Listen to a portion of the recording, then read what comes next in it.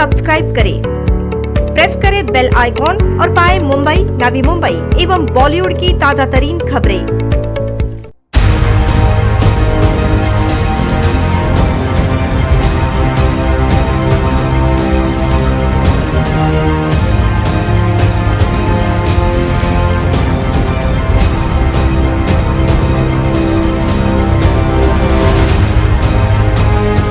Corona महामारी के चलते आज लगभग सभी जगह हालात काफी बिगड़ते नजर आ रहे हैं। न रोजगार बचा है और न ही कोई काम। लोगों की तनख्वाह में भी कटौती हो गई है। कोविड के चलते इस वर्ष बच्चों की परीक्षा भी नहीं हो पाई एवं स्कूल कब शुरू होंगे इसकी भी कोई जानकारी लोगों को नहीं है। ऐसे समय में चिंतित अभिभावकों को समय समय पर सामाजिक कार्यकर्ता तेजेंद्र सिंह के माध्यम से जानकारी उपलब्ध कराई गई है। अब जब सभी स्कूलों द्वारा ऑनलाइन पढ़ाई शुरू की गई है तो ऐसी स्थिति में भी स्कूल व्यवस्थापन द्वारा अभिभावकों पर फीस के लिए दबाव बनाया जा रहा है। इस परिस्थिति में अभिभावकों के मन में कई सवाल खड़े हुए हैं। इन समस्याओं का समाधान सामाजिक कार्यकर्ता तेजेंद्र सिंह के माध्यम से किया गया है। स्कूल के पास 2 साल की आर्थिक स्थिरता है तो ही सरकार स्कूल चलाने की अनुमति प्रदान करती है। कोरोना के चलते आज जो हालात अन्य कंपनियां एवं ऑफिसेज के हैं वही हालात स्कूल के भी है। कई स्कूल ये कह रहे हैं कि उनके पास शिक्षकों को तनख्वाह देने के लिए पैसे ही नहीं हैं।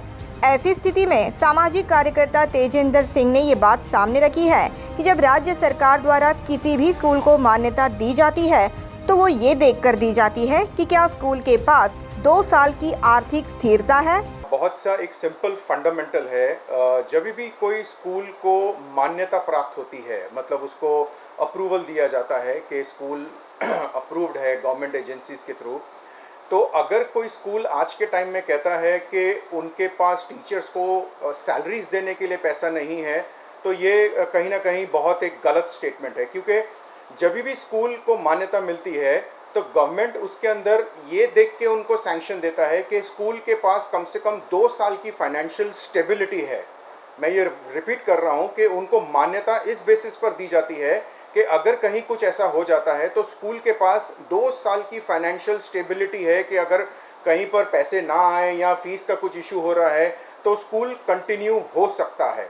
तो ये फाइनेंशियल स्टेबिलिटी के बेसिस पे इनको मान्यता प्राप्त होती है। तो अगर कोई आज स्कूल कह रहा है कि भाई हमारे पास टीचर्स को पैसे देने के लिए, उनकी सैलरीज देने के लिए हमारे पास पैसे नहीं है, तो यहाँ पर कहीं ना कहीं ये एक बहुत गलत स्टेटमेंट जा रहा है पेरेंट्स के अंदर। और पीटीए से नहीं मिल रहा है अभिभावकों को समर्थन। तेजेंद्र सिंह ने आगे ये भी कहा कि स्कूल में फीस ना बढ़े एवं फीस से संबंधित मुद्दों को पीटीए द्वारा संभाला जाता है। पीटीए अभिभावक एवं स्कूल व्यवस्थापन के बीच की भूमिका अदा करता है, मगर मानो ऐसा प्रतीत हो रहा है कि पीटीए सही तरीके से काम नहीं कर रहा है। देखिए, पीटीए एक ऑफिशियल इलेक्टेड बॉडी होती है जो कि स्कूल चालू होने के विद इन 1 मंथ उसको इलेक्शन होना ज़रूरी होता है। अब ये पेंडेमिक की वजह से स्कूल्स तो चालू नहीं हो पाए, लेकिन गवर्नमेंट ने जीआर के थ्रू ये रिलीज़ किया है कि जो पिछले साल का पीटीए है वो कंटिन्यू हो सकता है इस साल भी वो चलेगा जब तक कि फिज़िकली स्कूल चालू नहीं हो जाते।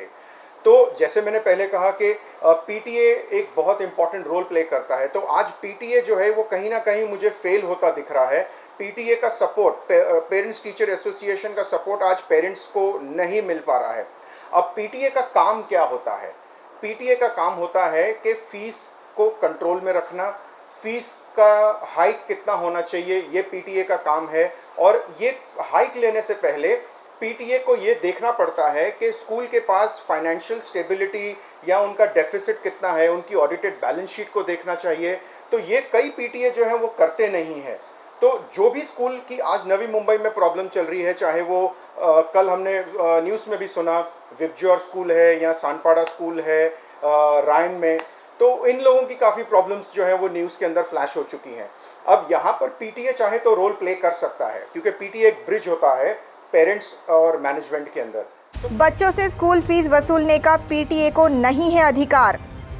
आगे उन्होंने ये भी कहा कि कई स्कूल के पीटीए द्वारा व्हाट्सएप के माध्यम से मैसेज भेजकर अभिभावकों को स्कूल फीस भरने के लिए कहा जा रहा है, जो सरासर गलत बात है। आज अगर किसी बच्चे को एलिमिनेट किया गया है ऑनलाइन स्टडीज़ से, ऐसा न्यूज़ में फ्लैश हुआ है। तो ये बहुत ही एक दुखदायी घटना है। आप देखिए कि इस तरह से बच्चे के ऊपर मेंटल फ्रेम क्या जा रहा है। बच्चे का मेंटल फ्रेम यहाँ पर पूरा डिस्टर्ब हो रहा है कि उसको फीस ना पे करने की वजह से उसकी ऑनलाइन स्टडीज़ को कहीं ना कहीं ब्लॉक कर दिया गया है और उसको हटा दिया गया है। तो ये स्कूल क्यों कर रहा है ऐसे? स्कूल ने ऑप्शंस क्या दिए हैं बच्चों को, या पेरेंट्स को क्या ऑप्शंस दिए हैं? उनके पास उनके लिए क्या साधन है जिससे कि वो फीस भर सकें? क्या पेरेंट्स ने भी स्कूल को अप्रोच किया है, या क्या स्कूल ने पेरेंट्स को कुछ ऐसे इजी इंस्टॉलमेंट्स के हिसाब से बातें की हैं जो कि एक जीआर में बताया गया है? तो कहीं ना कहीं आज के टाइम में ये दिख रहा है कि जहाँ पर पीटीए एक इम्पॉर्टेंट रोल प्ले कर सकता है, तो पीटीए आज ये एक इम्पॉर्टेंट रोल शायद कहीं नहीं प्ले कर रहा।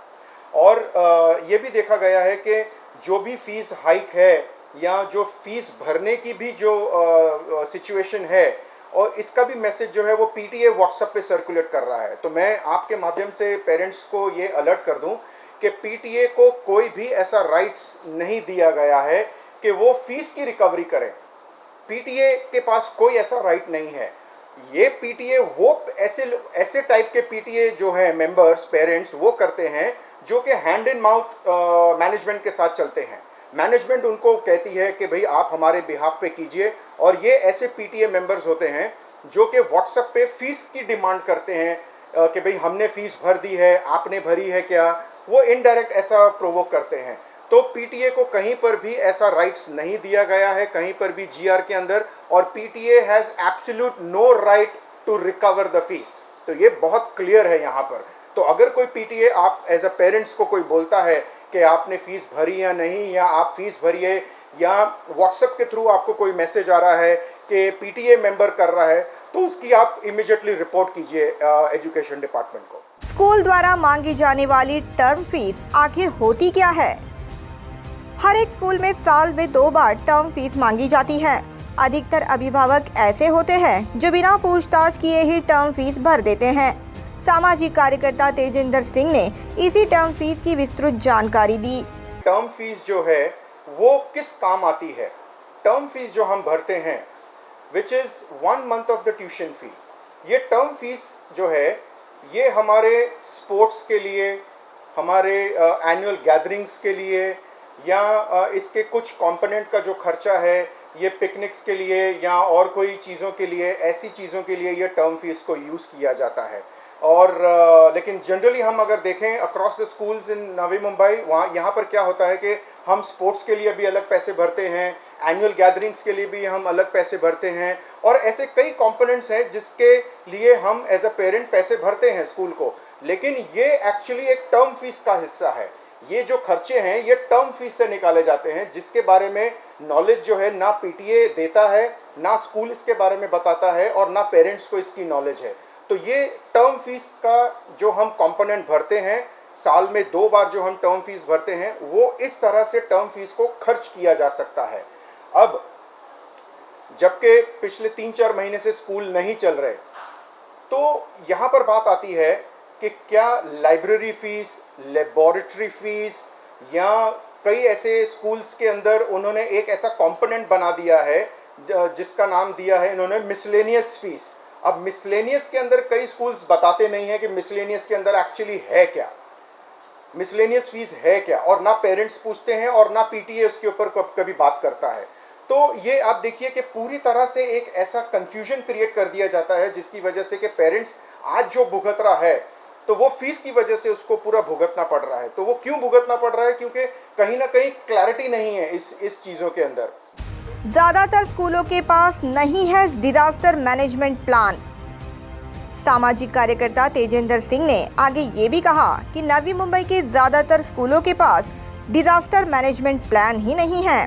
मैं एक बात बहुत क्लियर कर दूं कि फ़ीस भरना ज़रूरी है और फीस भरनी भी चाहिए, लेकिन जो भी एडमिशन फॉर्म्स जब हम भरते हैं स्कूल के अंदर, मेरे पास आज भी मेरे बच्चों का एडमिशन फॉर्म पड़ा है, उसकी बुकलेट मेरे पास पड़ी है, उसमें ऐसा कहीं पर भी कुछ नहीं लिखा कि in case of any disaster school online studies करेगा या स्कूल ऑनलाइन के अंदर पूरी तरह जाएगा, ये एक डिज़ास्टर मैनेजमेंट प्लान कहीं पर भी नहीं है। तो क्या ऑनलाइन फीस जो आज पढ़ाई हो रही है जस्ट बिकॉज के एडमिशन फॉर्म में इसके बारे में कुछ नहीं लिखा था, और डिज़ास्टर मैनेजमेंट के बारे में भी स्कूल ने गवर्नमेंट को भी बोला है क्लियरली कि हमारे पास कोई डिज़ास्टर मैनेजमेंट प्लान नहीं है, तो अचानक अभी ये ऑनलाइन स्टडीज़ चालू करने के बाद क्या हमें फ़ीस भरनी चाहिए? ये एक बहुत बड़ा मुद्दा है जो कि गवर्नमेंट इसके अंदर एक्ट कर सकती है और गवर्नमेंट को एक्ट करना भी चाहिए।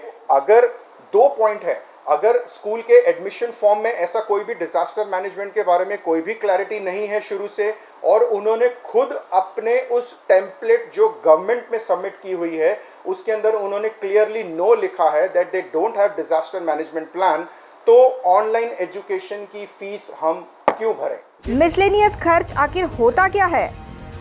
तेजिंदर सिंह ने आगे ये भी कहा कि राज्य सरकार द्वारा ये भी कहा गया है कि अगर स्कूल के अंदर कोई संसाधन का इस्तेमाल नहीं हो रहा तो स्कूल इसकी फीस ना ले, मगर आज अगर हम देखें तो स्कूल मिसलेनियस शुल्क के तहत लाइब्रेरी, लेबोरेटरी की फीस वसूल रही है।